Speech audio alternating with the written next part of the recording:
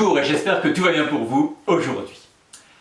Alors le thème que nous allons aborder aujourd'hui concerne à nouveau le suivi du poids. Alors voyons pour cela l'histoire de Catherine. Alors Catherine arrive un peu paniquée et un peu dépitée à la consultation. En fait je suis Catherine depuis plusieurs mois et jusque-là elle allait parfaitement bien. Elle était dans une très bonne dynamique de changement. Catherine, à la précédente consultation, 3 mois auparavant, avait perdu 18 kg. Elle était passée de 88 kg à 70 kg pour 1,65 m et elle se sentait vraiment très bien, sans élément de frustration, avec une bonne écoute de ses sensations.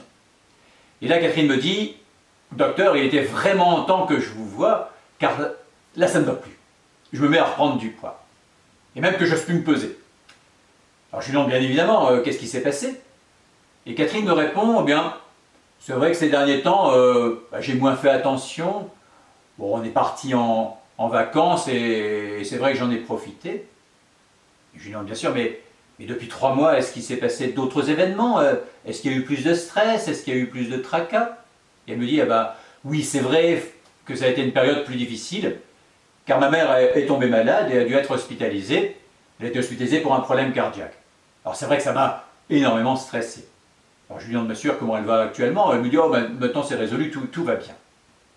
Alors je lui propose de regarder son poids et elle est à 74 kg. Je lui dis, vous voyez, il n'y a pas de catastrophe. Vous avez toujours 14 kg de moins par rapport à votre poids de départ. Ah oui, mais j'ai quand même regrossi. Oui, bien sûr, c'est un signal d'alerte. Et je vous propose bien évidemment, on va retravailler tout ça. En fait, quand on analyse l'évolution d'un poids, il est toujours important de regarder 2 éléments. L'évolution par rapport au poids de départ, ou même par rapport au poids le plus élevé qu'on a fait dans sa vie, car ça correspond finalement au travail effectué. Et c'est ce qui doit entretenir la motivation. Le 2e élément, c'est l'évolution d'une pesée à l'autre. Et ça, c'est intéressant pour se donner des signaux d'alerte. Reprenons le cas de Catherine. Sa première réaction à la reprise du poids, c'est la panique. Or, ce qui a déclenché la rechute, c'est un facteur émotionnel. Si elle panique, elle aggrave ce qui a été à la source du problème.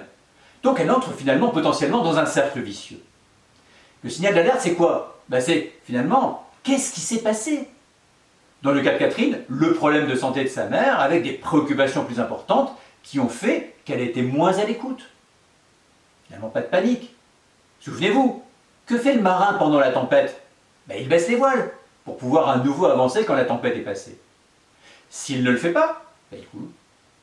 C'est pour ça que là, dans le suivi du poids, ce suivi est d'une part fondamental, mais il faut bien l'analyser d'une façon globale.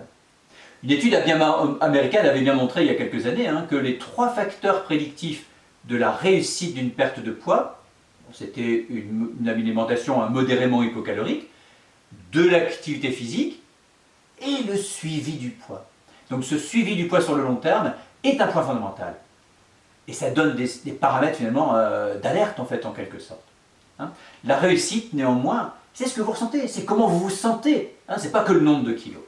Alors la mission que je vous propose, c'est bien sûr de continuer à compléter le suivi de votre poids chaque semaine sur votre compagnon Diète Motive, le compagnon suivi. Allez, bonne continuation et moi je vous dis à demain!